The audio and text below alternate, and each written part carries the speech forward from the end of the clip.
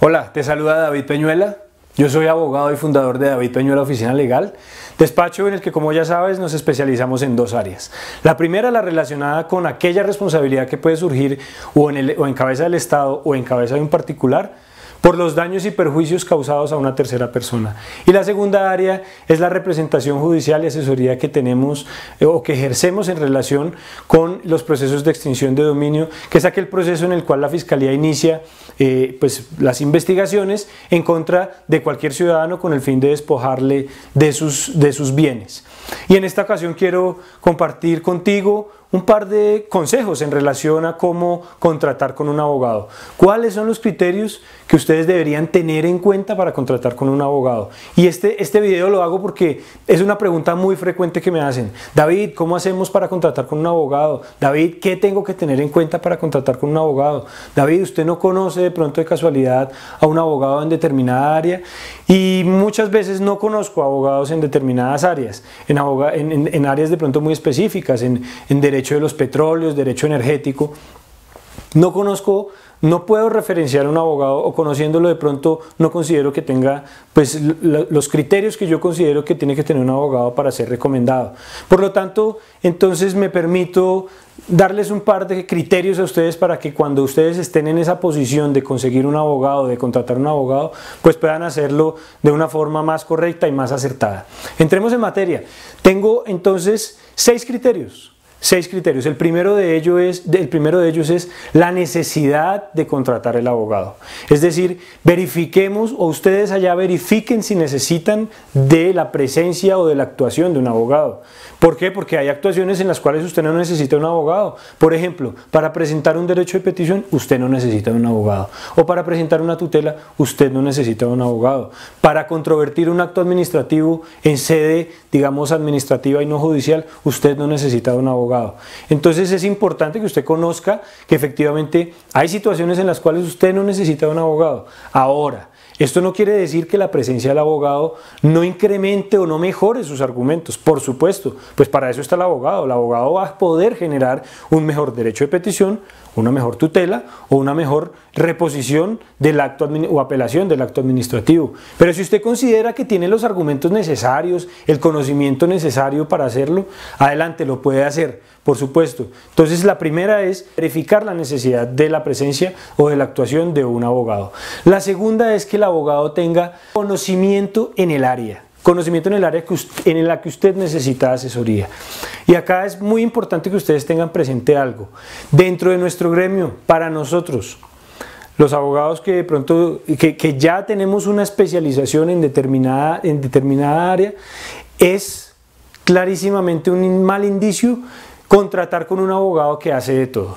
El típico, perdónenme la palabra, el típico picapleitos, el típico tinterillo, que contesta derechos de petición, que lleva procesos de familia, que lleva procesos de derecho penal, que lleva procesos de responsabilidad, es decir, que ejercen todas las áreas en las que les salga casos, en las que las personas lo necesiten. Eso es un mal indicio. Las personas que hacen eso saben muy pocas cosas o saben muy poco mejor de esas distintas áreas. Y ustedes lo que necesitan es una persona que sepa mucho del área en la que ustedes necesitan asesoría, no que sepa de muchas áreas. A ustedes no les interesa que si su caso es sobre responsabilidad del Estado, la persona sepa de derecho de familia. A usted lo que le importa es que esa persona esté especializada en responsabilidad del Estado. ¿Y cómo verificar entonces que esa persona tenga ese conocimiento? Pues si ustedes van a la oficina del abogado, normalmente están colgados los cartones, están enmarcados los cartones de las especializaciones, de las maestrías.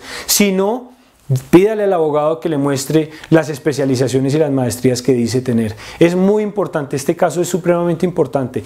Esa es la diferencia entre que usted gane o que usted pierda. El conocimiento del abogado es el que va a determinar, o es uno de los criterios que va a determinar la favorabilidad de sus pretensiones. Es muy importante este aspecto. El segundo tiene que ver con la experiencia. La experiencia.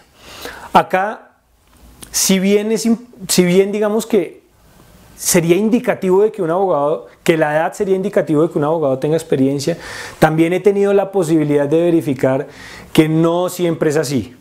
He tenido la posibilidad de litigar con personas que me doblan la edad y que en realidad en la práctica terminan perdiendo el caso porque están desactualizados. Entonces es muy importante esa combinación entre experiencia y conocimiento.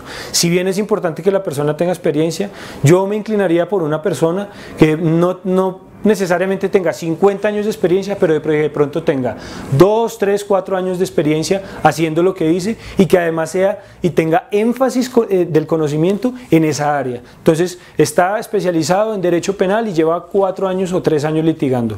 Para mí es una persona que de pronto a la cual habría que darle la posibilidad, porque es una persona que se está especializando en esa clase de procesos. Entonces es importante que tenga experiencia, pero no necesariamente 30 años de experiencia, 40 años de experiencia, porque muchas veces termina siendo que esos abogados están desactualizados.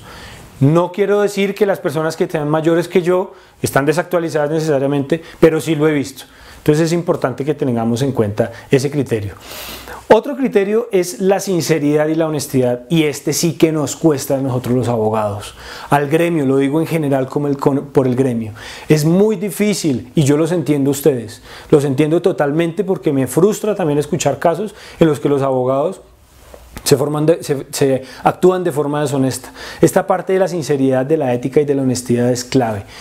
Pero voy a darles un par de criterios, unos subcriterios que ustedes pueden tener en cuenta para detectar si ese abogado es honesto o no es honesto. El primero es la necesidad de firmar un contrato, o mejor, la disponibilidad que tiene, la voluntad que tiene ese abogado para firmar el contrato. Para mí, yo les aconsejaría para David Peñuela que ustedes firmen contrato con el abogado. ¿Por qué? Porque el contrato resulta ser una herramienta fundamental, tanto para ustedes como para nosotros. Para ustedes, porque están plasmadas las obligaciones que nosotros tenemos en relación con su caso, y ustedes pueden hacer exigibles esas obligaciones por cualquier medio judicial. Y nosotros nos respaldamos en ese contrato como quiera, que es la herramienta que nos permite cobrar los honorarios. Por lo tanto, si un abogado no está en la voluntad, en la disposición de firmar un contrato, por favor córrale, no le dé ningún adelanto, porque he visto cómo personas de buena fe le dan adelantos de 1 o 2 millones de pesos a un abogado, no firman contrato, el abogado se desaparece, no genera ninguna clase de actuación judicial, lo que quiere decir que se perdió con el dinero, se robó el dinero, y pues efectivamente la persona queda sin su plata y queda sin apoyo judicial. Entonces es muy importante que si ustedes ven que un abogado no quiere firmar contrato, por favor, ni se molesten en continuar conversaciones con él. Y si bien un contrato de prestación de servicios profesionales puede ser verbal, lo cierto es que sea escrito, pues genera todas las consecuencias que ya acabamos de mencionar. El segundo subcriterio es en relación con lo que promete el abogado. ¿Qué promete el abogado con su actuación? Si el abogado promete resultados, definitivamente no es un buen síntoma. Es decir, nosotros los abogados nos obligamos, cuando nos contratan, a desarrollar actividades de medio y no de resultado. ¿Qué significa eso? Que nosotros estamos obligados a desplegar todos los medios que estén a nuestro alcance para conseguir ese resultado, pero no nos obligamos a conseguir el resultado, y esto tiene una razón elemental. Y es que la decisión final la toma una persona distinta a nosotros, que es imparcial y que se llama juez. Por lo tanto, yo no puedo asegurarle a usted que vamos a ganar un caso de responsabilidad del Estado, ni un proceso de extinción de dominio, ni un proceso de responsabilidad médica, por el simple hecho de que yo no voy a tomar esa decisión. Yo me voy a obligar como abogado a hacer todo lo posible para conseguir ese resultado. Por lo tanto, es falta de ética que el abogado le diga a usted que lo va a sacar de la cárcel, que va a obtener una indemnización, que va a proteger sus bienes en procesos de extinción de dominio. Y no solo en estos casos, sino en cualquier caso, que va a lograr la adopción, que va a lograr la sucesión, etc. Cualquier caso que usted considere, o cualquier evento que usted, de carácter legal, que usted someta a un abogado, al conocimiento de un abogado, el abogado no le puede asegurar un resultado. Y el tercer subcriterio es el relacionado con la posición del abogado frente al ejercicio del derecho, o mejor, frente al ejercicio del litigio. ¿Qué quiere decir esto? Hay abogados que cuando se quedan sin trabajo pasan al litigio, porque es muy fácil. Nosotros los abogados tenemos esa facilidad, que si no estamos trabajando podemos litigar. ¿Cuál es la dificultad de esa posibilidad? ¿O cuál es la dificultad de que un abogado salte de un lado a otro? Que muchas veces esa persona lo hace por necesidad, por conseguir trabajo. Entonces, cuando un abogado admite un caso, celebra un contrato con una persona, firma un contrato con una persona, y por simple necesidad económica, entonces créame que el día de mañana que esa persona tenga una posibilidad laboral mucho mejor, mucho más estable, pues se va a devolver a la parte laboral y va a dejar entonces su caso, pues es muy posible que lo descuide, puede que no, pero es posible, la posibilidad existe que lo descuide. Entonces es importante que ustedes tengan presente si el abogado litiga por gusto o por necesidad. Ese es otro criterio. El quinto criterio que ustedes tienen que tener en cuenta es el valor de los honorarios. Y este punto también es muy importante. Muchas veces me preguntan, David, ¿y de qué depende la justicia? Digo, en términos prácticos, la justicia es directamente proporcional a la calidad del abogado que usted contrate.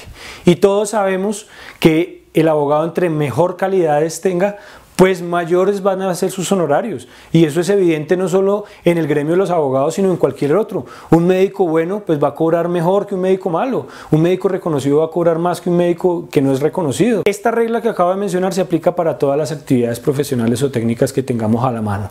Entonces es muy importante que tengamos presente y que seamos conscientes de eso. La justicia que usted va a lograr en su caso va a estar determinada y va a ser directamente proporcional a las calidades del abogado que usted contrate. Mi consejo, contrate un buen abogado. Es una inversión, no es un gasto, es una inversión que usted está haciendo. Si usted, por ejemplo, está demandado por otras personas para perder su casa o que esas personas quieren obtener su casa, usted puede pagarle al abogado unos honorarios, pero estoy seguro que su casa vale más que los honorarios del abogado. Por lo tanto, usted está haciendo una inversión para salvar su casa. Entonces, no escatimen, por favor, no escatimen en los honorarios de los abogados. Entiendo que de pronto ustedes no pueden pagar a los abogados más reconocidos de Colombia, eso lo entiendo, pero tampoco se vayan a los menos reconocidos de Colombia o a los tinterillos, como lo mencioné en uno de los criterios pasados, porque van a perder el caso y va a resultar más negativo para ustedes económicamente hablando perder el caso que pagarle al abogado. Es un ejercicio pues matemático. ¿Qué me vale más? ¿Perder la casa o pagar un buen abogado?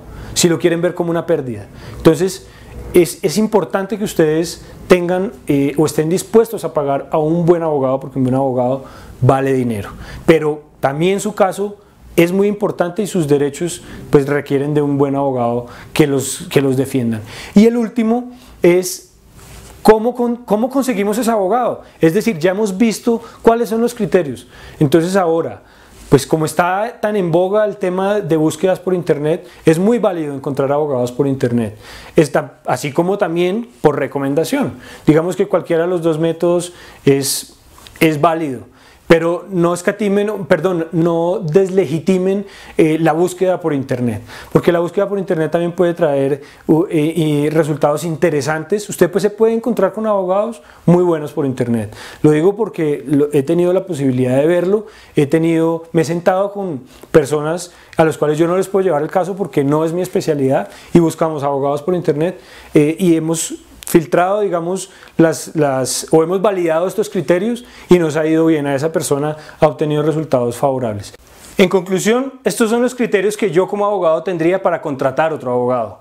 Finalmente, si tú consideras que esta información ha sido útil, suscríbete a nuestro canal de YouTube y si deseas asesoría en relación con las áreas en las que estamos especializados, contáctanos a través de nuestro correo electrónico y de nuestra página web. Espero haya sido útil esta información y nos vemos hasta otra entrega.